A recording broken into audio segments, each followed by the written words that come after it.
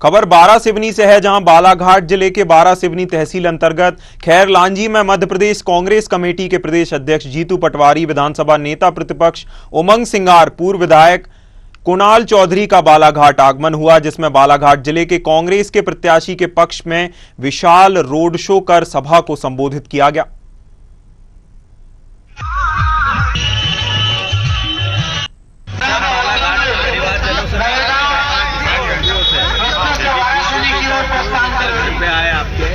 सांसद आए, विधायक आए, पूर्व विधायक आए, पूर्व सांसद आए, अभी का प्रत्याशी आए, तो सबको सिर्फ एक काम करना है, धान की एक मुट्ठी भरना है और उनके झोले में डालना है और कहना पहले दाम दो फिर वोट। और बालाघाट सिवनी संसदीय क्षेत्र में हम सभी लोग कांग्रेस परिवार के लोग एकजुट होकर हमारे कांग्रेस के जो अधिकृत उम्मीदवार हैं श्री सम्राट सिंह सरस्वत, उनके लिए हम सब मेहनत कर रहे हैं, काम कर रहे हैं और हमारा लक्ष्य है इस लोकसभा चुनाव को जीतना। और इसलिए हम जमीनी स्तर के सभी मंडल, सेक्टर, बीएलए सबको लेकर चल रहे हैं और सब एकजुट होकर काम कर रहे हैं। और जहाँ तक सम्मानित जीतू पटवारी जी के आगमन की बात है, तो ये बड़े गर्व की बात है। हम सभी कांग्रेसियों के लिए बहुत खुशी की बात है कि हमारे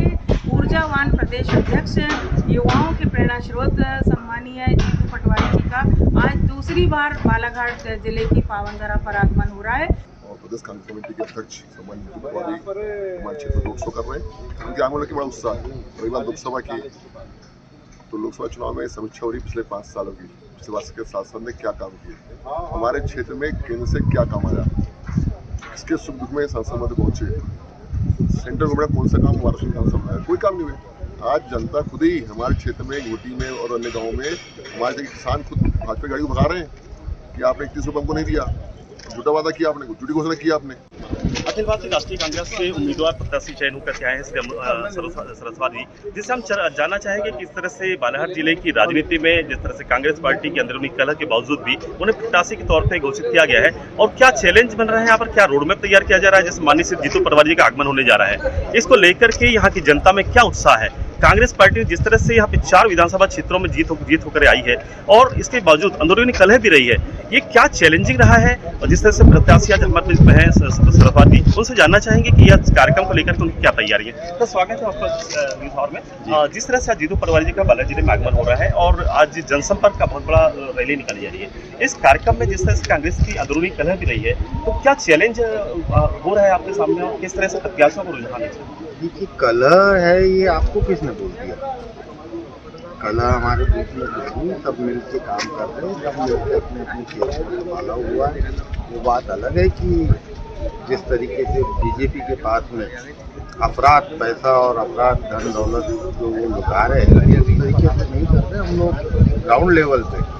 पूरे हमारे नेता और हमारे कार्यकर्ता जितने हैं अपने अपने लेवल पे लगे हुए हैं।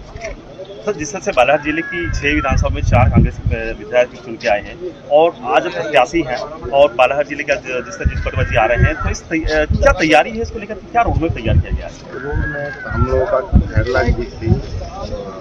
रामपाली वारासिवनी में होते हुए कर्रा होते हुए बालाघाट से नवेगांव लिंगा होते हुए हट्टा और अगर साइड तो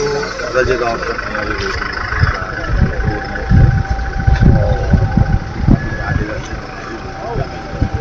जिस तरह से देखा जा रहा है कि क्षेत्र में बहुत से जो जन मुद्दे रहे हैं, उन जन मुद्दों में भारतीय जनता पार्टी ने जो घोषणाएं की थी, उन घोषणाओं को जमीनी स्तर पर हकीकतें जो थी बहुत विपरीत है। इसके लिए कांग्रेस पार्टी के तौर पे आपने क्या जनता के लिए रखा है, क्या संदेश रखा है उसके? देखिए, हम लोगों को कुछ करने की जरूरत ही नहीं पड़ रही है। यहाँ की जनता को सब मालूम है कि भारतीय जनता पार्टी ने और नरेंद्र मोदी जी ने जो अपनी गारंटी के नाम से यहाँ पे 2100 रुपये धान, 450 रुपये सिलेंडर, 3000 रुपये हमारी बहनों को देने की बात की थी और जो घर की भी बात की थी, उसमें कोई भी चीज़ अभी पूरी नहीं हुई है। और इसके अलावा सन 14 से जब से बीजेपी की सरकार बनी है, तो उसके पहले की जो घोषणा थी वो सिर्फ उनकी गारंटी कागजों पे टीवी और मीडिया पे रहती है, जमीनी स्तर पे नहीं रहती है। जनता समझ गई